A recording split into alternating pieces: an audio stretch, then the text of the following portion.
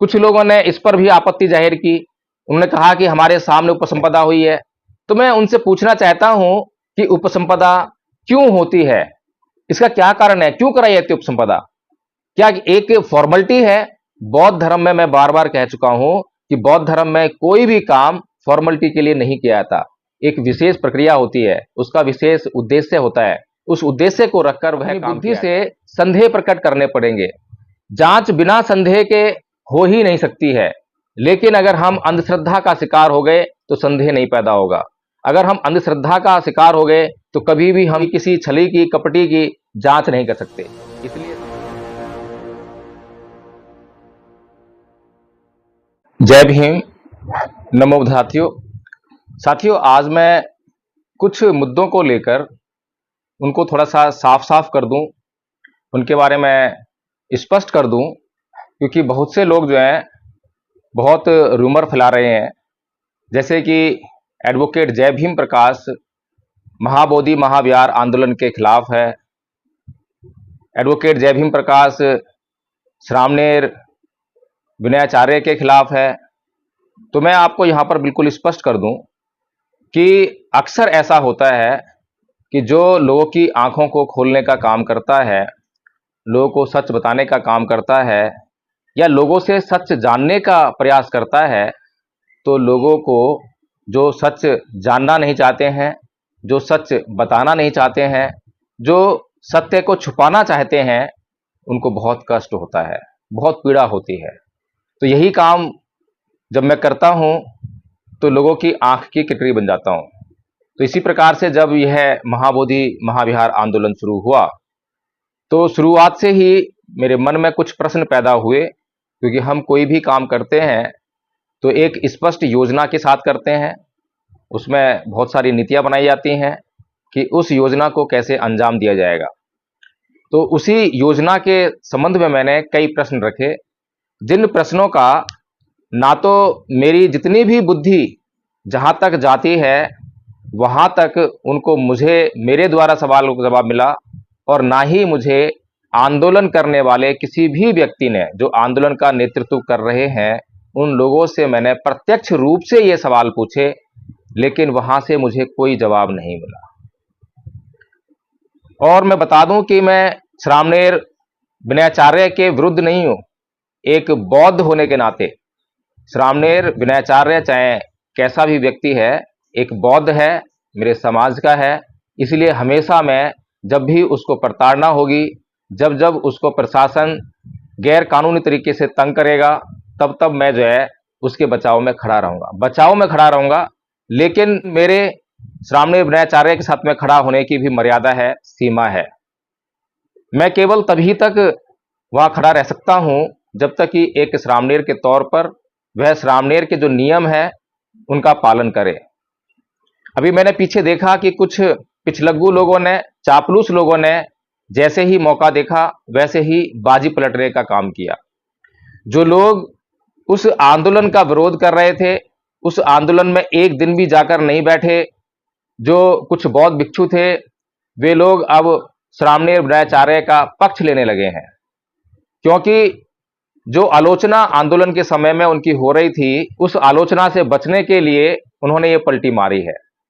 अगर वे श्रामणेर विनयाचार्य के पक्ष में थे तो वे, जब विनयाचार्य ने ये आंदोलन में सहभागिता निभाई, आकाश लामा और अन्य भंतों के साथ में मिलकर इस आंदोलन को शुरू किया, तब वे उस आंदोलन में एक भी दिन वहां पर क्यों नहीं पहुंचे? दूसरा, एक और ग्रुप है धम्मभूमि का, जो लगातार अब विनयाचार्य को एक महान पुरुष बताने का प्रयास कर रहा है। विनयाचार्य महान पुरुष है या नहीं है ये मुझे नहीं मालूम है, लेकिन कुछ प्रश्न ऐसे हैं जिनका जवाब मिलना हमें बहुत जरूरी है, जिनसे ये तय होगा कि कोई भी व्यक्ति महान कब हो सकता है। क्या कोई भी व्यक्ति जो समाज को धोखा दे उसको महान कह सकते हैं? क्या कोई भी व्यक्ति महान बनने के लिए उसके लिए झूठ बोलना बहुत जरूरी है क्या? ये बातें गंभीरता से सोचनी चाहिए, क्योंकि बहुजन समाज और बहुजन समाज में जो बौद्ध समाज है, क्योंकि बहुजन समाज तो बहुत बड़ा है, लेकिन उस समाज में एक समाज बौद्ध समाज है। जो एक बहुत छोटा हिस्सा है, लेकिन उसकी संख्या फिर भी लाखों में है। इस पूरे के पूरे बौद्ध वर्ग या बौद्ध समाज की भावनाएं बौद्ध विरासतों से जुड़ी हुई है। अभी तक बौद्ध धर्म क्या है, इन लोगों ने इसको जानने का प्रयास नहीं किया, लेकिन जब बौद्ध विरासत की बात आती है तो ये आंदोलित हो जाते हैं। जब बौद्ध विरासत को बचाने की कोई भी व्यक्ति बात करता है तो ये उसके साथ खड़े हो जाते हैं, चाहे वह व्यक्ति छली और कपटी ही क्यों ना हो, चाहे वह व्यक्ति इनको धोखा देने वाला ही क्यों ना हो। मैंने पीछे भी जो है कई लोगों के बारे में, कई बौद्ध भिक्षुओं के बारे में चर्चा की, बताने का प्रयास किया कि ये लोग जो है ठीक नहीं है, विनय के अनुसार आचरण नहीं करते हैं, ये धम्म को मलिन कर रहे हैं, ये भगवान बुद्ध के धम्म को फिर से जो है जमीन में गाड़ने का प्रयास कर रहे हैं। लेकिन समाज की जो आंखें हैं वो आकर्षण, आसक्ति से घिरा हुआ है, और जब कोई व्यक्ति आकर्षण में फंस जाए, आसक्तियों में घिर जाए, तो फिर उसकी आंखें जो है बंद हो जाती हैं, फिर वो कुछ भी नहीं देखता है, फिर वो वही देखता है जो उसको दिखाया जाता है। इसी प्रकार से साथियों, सबसे पहले मैं श्रामणेर विनयाचार्य के बारे में बता दूं कि श्रामणेर विनयाचार्य ने जो सबसे बड़ा पाप धर्म के प्रति किया है वो ये है कि उसने अपने आप को हर वीडियो में अपने नाम के आगे भंते लिखवाया है, और अपने जो भी उसने पोस्ट वायरल किए हैं उसमें भंते ही लिखा है, पहली बात। दूसरी बात, एक श्रामणेर परिव्राजक होता है, गृह त्यागी होता है, और ये जो श्रामणेर होते हैं ये भी दो तरह के होते हैं। एक वो जिसने आजीवन गृह त्याग करने का व्रत लिया है, दूसरा वो कुछ समय के लिए श्रामणेर जीवन जीकर फिर वापस गृहस्थ बनने का इच्छुक है। तो श्रामणेर विनयाचार्य के बारे में जो सभी लोग जानते हैं कि काफी लंबे समय से चीवर में दिखाई दिए हैं। इसका मतलब ये है कि ये कुछ समय के लिए नहीं, अल्पकालीन नहीं, बल्कि जीवन भर भिक्षु बनने के उद्देश्य से चीवर पहना है। जब किसी भी व्यक्ति को श्रामणेर बनाया जाता है तो उसका सबसे पहला जो कदम होता है वो होता है सिर को मुड़ाना, सर पर जो है कोई भी बाल नहीं रहना। लेकिन बड़ी विडंबना की बात है, क्योंकि बौद्ध समाज अब आसक्तियों में घिर गया है, आकर्षण में घिर गया है, और धम्म को भूल गया है, विनय से उसका कोई मतलब नहीं है। जो लोग हीरो बनाकर उनके सामने प्रस्तुत कर दिए गए हैं, उनके पीछे आंख बंद करके चलना उसने आरंभ कर दिया है। आज समाज जो है सच्चाई से मुंह फेरने लगा है, और जब समाज सच्चाई से मुंह फेरने लगे तो उसको धोखा देने वाले लोग आसानी से अपना शिकार बना लेते हैं। तो हमें ये समझना चाहिए कि विनयाचार्य यदि श्रामणेर भी है तो उसके सर पर बाल क्यों है। ये एक पहला सबूत है जो समाज के लिए एक धोखा है। समाज ये प्रश्न क्यों नहीं करना चाहता है। जब कई लोगों से बात की तो वो कहते हैं कि अब जमाना बदल गया है। भाई ठीक है, जमाना बदल गया है, तो क्या बुद्ध के जो नियम हैं, धम्म के जो नियम हैं, विनय के जो नियम हैं, वो भी बदल जाने चाहिए? एक बड़ा मूल प्रश्न है। इस प्रश्न का जवाब देने के लिए हमें भगवान बुद्ध के धम्म की शरण ग्रहण करनी पड़ेगी। अगर हम भगवान बुद्ध के धम्म की शरण को ग्रहण करें तो भगवान बुद्ध का धम्म कहता है कि एक परिव्राजक का उद्देश्य होता है निर्वाण को प्राप्त करना, अपने आप को इस सांसारिक दुख से मुक्त करना, ये उसका उद्देश्य होता है। इसी निर्वाण को प्राप्त करने के लिए वो गृह त्याग करता है, तमाम संपत्तियों का त्याग करता है, तमाम रिश्ते नातों का त्याग करता है। इसलिए अगर ये समाज किसी भी बौद्ध भिक्षु को या किसी भी व्यक्ति को ऐसा आचरण करने के लिए, इन नियमों का उल्लंघन करने के लिए कह दे, तो इसका मतलब ये है कि उसका वो लक्ष्य नहीं है। दूसरी बात यह है कि अगर सर पर बाल रखने हैं और निर्वाण प्राप्त करना आपका लक्ष्य नहीं है, सामाजिक आंदोलन करना, धार्मिक आंदोलन करना ही आपका लक्ष्य है, यही आपका उद्देश्य है जीवन का, तो इसके लिए चीवर की कोई आवश्यकता नहीं है। इसके लिए आप जो है अपना जो गृहस्थ जीवन होता है उसमें रहकर भी आप जो है अपना आराम से वो जो सामाजिक और धार्मिक आंदोलन है वो चला सकते हैं। और अधिक अगर आप कहते हैं कि नहीं भाई मैं ब्रह्मचारी बनकर रहूंगा लेकिन मैं धार्मिक आंदोलन करूंगा, तो आप अनागारिक बनकर रह सकते हैं। आपको समझना पड़ेगा। लेकिन अगर आपने चीवर धारण किया है तो उसका केवल एक ही लक्ष्य होता है, एक ही उद्देश्य होता है, वो है निर्वाण की प्राप्ति।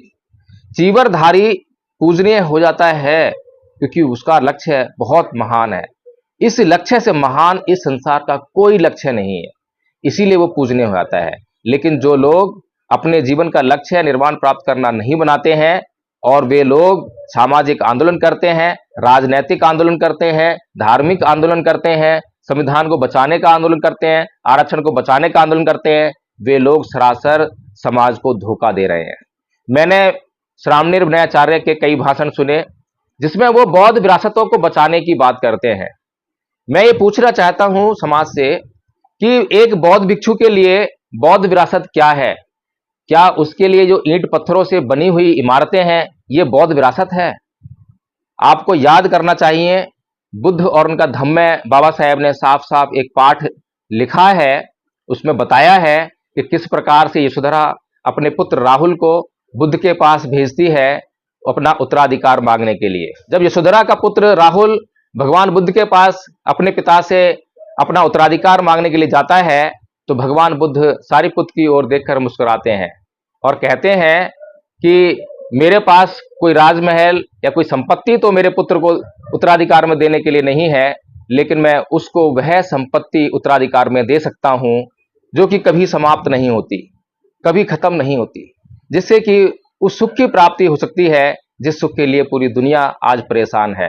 तो भगवान बुद्ध राहुल को समझाते हैं और राहुल की प्रवज्ञा कर देते हैं। राहुल भिक्षु बन जाता है, भिक्षु संघ में शामिल हो जाता है। हमारे पास समझने के लिए बहुत कुछ है, लेकिन बाबा साहेब की जय जयकार में लगा हुआ यह समाज बाबा साहेब की लिखी हुई बुद्ध और उनका धम्म पुस्तक को भी नहीं पढ़ना चाहता।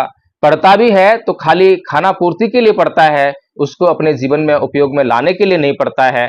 तो फिर हमारा कल्याण कैसे होगा?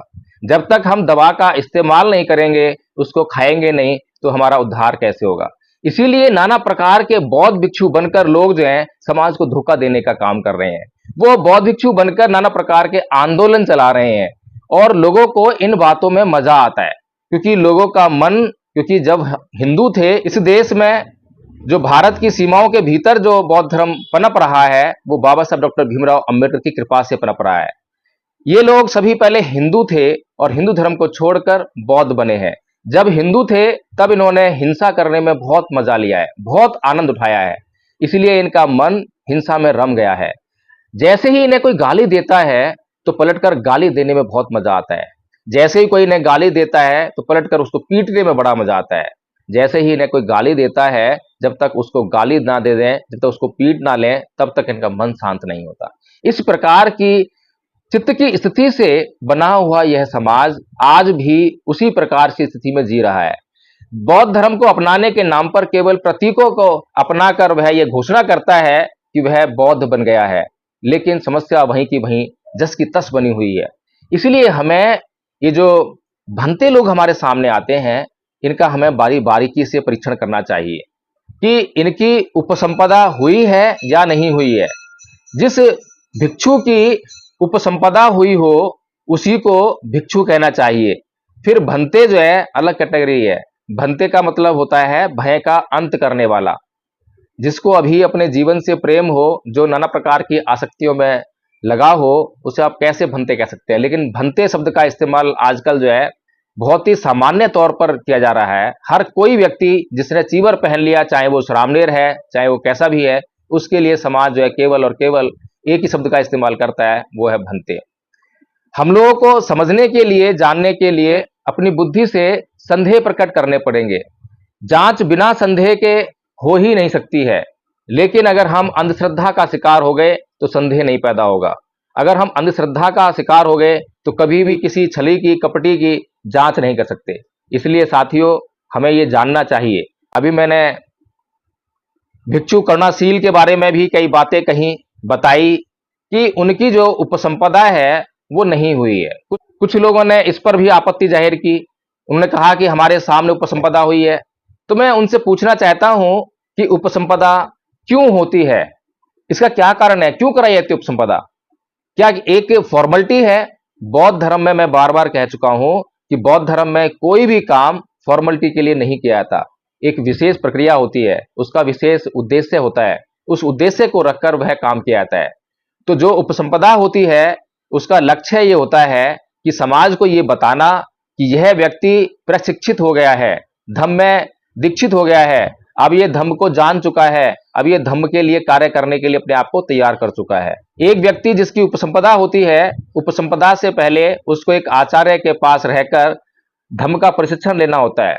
जब वह धम्म का प्रशिक्षण ले चुका होता है तब वह अपने आचार्य को सूचित करता है कि उसकी परीक्षा करा ली जाए ताकि उसकी उपसंपदा हो सके।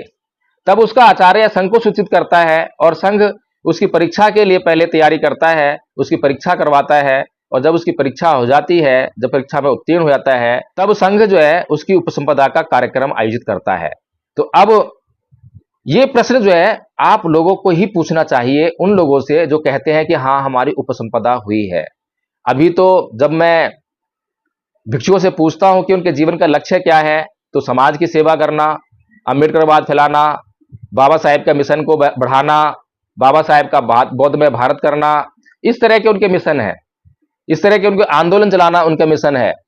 इसलिए जैसे ही ये बात किसी भिक्षु से आपको सुनाई पड़े, तुरंत डिस्कार्ड कर दीजिए कि वो भिक्षु बौद्ध भिक्षु हो ही नहीं सकता। चीवर का जो वो इस्तेमाल कर रहा है वो समाज को धोखा दे रहा है। तो साथियों, ये बहुत जरूरी बात है। अगले वीडियो में मैं बात करूंगा कि महाबोधि महाविहार आंदोलन जो है वो किस प्रकार से हम लोगों के लिए एक धोखा है, एक छलावा है। जय भीम, नमो बुद्धाय।